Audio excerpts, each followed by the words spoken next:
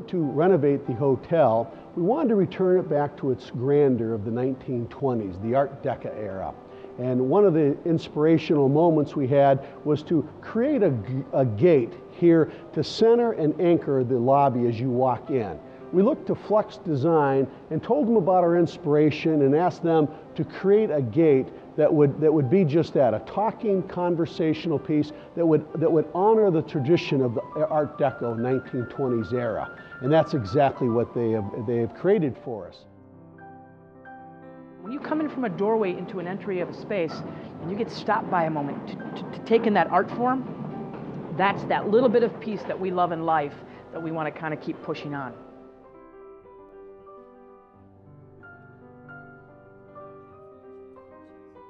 You know, when we first got the call on this and they asked, well, we'd like to do a gate, and we've made all kinds of gates before, and it's usually just cut steel and parts and pieces, and we craft them and they're artist pieces. But you know, when they came back and said, we'd really like to do a piece that's traditional with casting and carving and clay works. Very excited, because it's very rarely that people ask for that to happen. What we ended up with is an entire group of designers and artists working together, sculpting it together, cutting metalworks together, welding together, so that all of the artistry got to be part of a team effort instead of just one individual specifically honing in on it.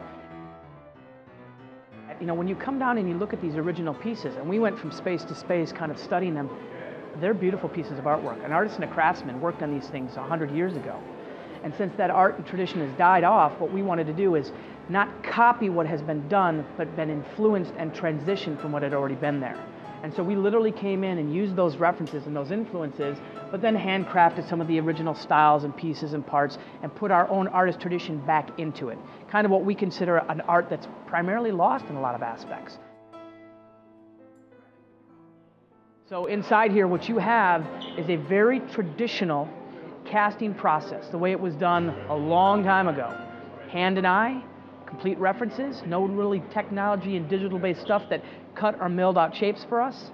So we really did try to follow the most traditional way possible so that it actually matched the aesthetic and kind of the content and the value of what the rest of this interior is like. This kind of stuff is exactly the goal of what we're trying to do as an artist craft, is that we want to create these things that I always tell people is to create art that outlives my grandchildren. And that's the kind of pride and the quality we try to put behind the stuff that we're specifically making. People get to experience this from all ages, from all styles, from all ethnicities and diversities. They come in through these gates, they stand here at this moment and opportunity, they interact, they embrace, they have conversations. It's not meant to just stop and change your world, it's meant to be a part of your world. It's meant to experience something different. And when you get people to come in from all ages and all demographics to see something like this and to understand that this isn't something that's just pounded out of a catalog, this is handcrafted by the people in your community. That's our thing, that's our pride, our glory. This is something we strive to do.